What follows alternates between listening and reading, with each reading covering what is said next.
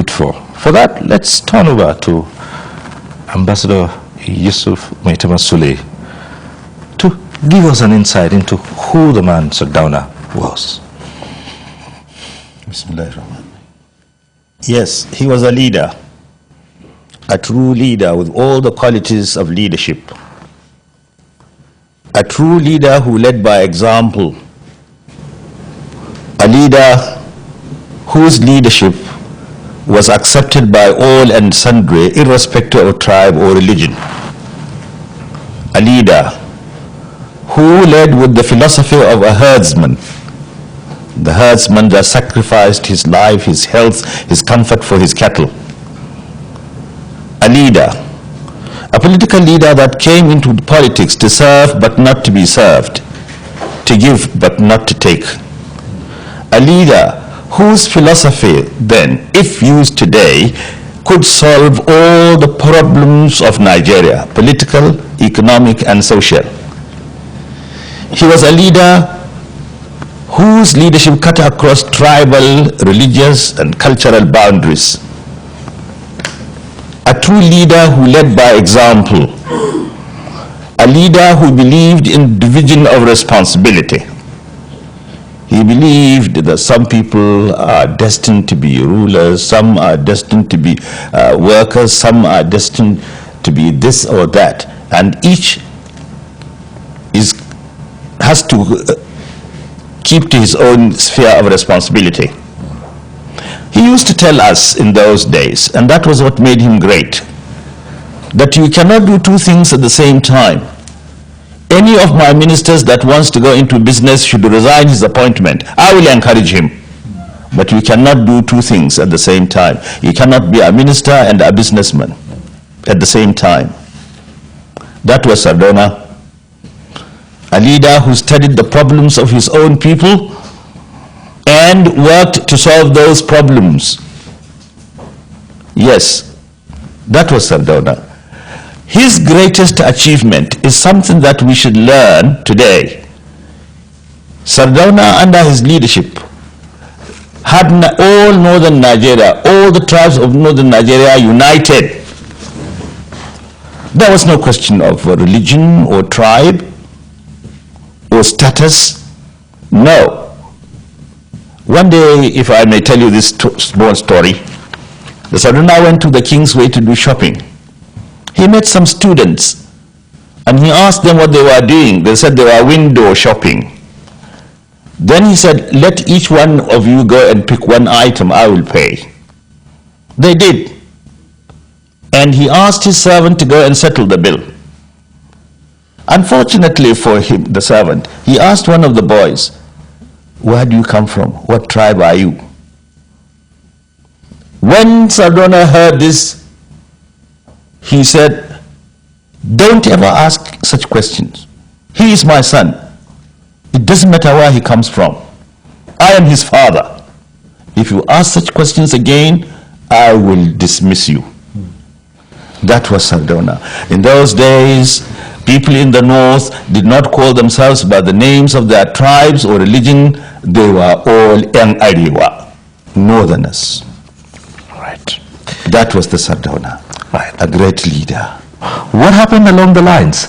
Today, are there cracks? Are there no cracks? How did the cracks come about? Could we sit back today and say the Ariwa that the Sardauna talked about is the Ariwa today? No. Today, we are no longer what we were. What is happening today is not in our character. The norms and values left by Sardauna and our founding fathers are no longer with us. They are not with us. Today, as I have often described the situation, the institution of family has broken down. Respect for elders and constituted authority, which used to be our cardinal principle in our society, is now at its lowest ebb.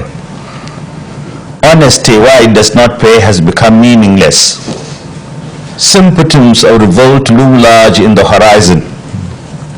In short, there is meaninglessness in philosophy, insecurity in polity, chaos in politics, immorality in society, corruption in economy, frustration in art, and lack of creativity in literature. This is not what the North used to be, or Nigeria as a whole. Ours was a decent country whose leaders respected one another in spite of their political differences. Ours was a society that was morally sound. It was a society in which all of us were our brother's keepers. It is not the same today. Perhaps some people say we have been brainwashed by our erstwhile colonial masters. It is true to a certain extent, but we are to a very large extent to blame, because we are masters of our fate. We should be captains of our soul. Today, as I have said, we are no longer ourselves. Our cultural values have been thrown overboard. If a people lose their culture, and Sardauna was a man of culture, and that was why he organized the annual cultural festival. It started from the North. Today we are trying to abandon our culture, and culture is the identity of the people. People often mistake culture as mere dancing and singing. It is much more than that.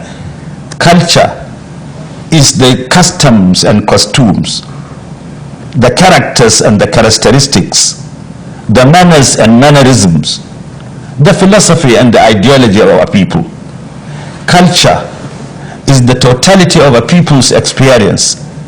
Culture is the way of life of the people.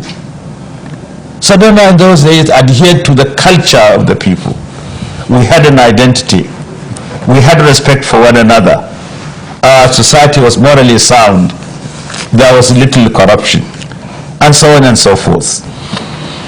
However, in spite of the ugly picture I have painted, I believe we can still get out of the woods. I am not a pessimist, I'm an optimist.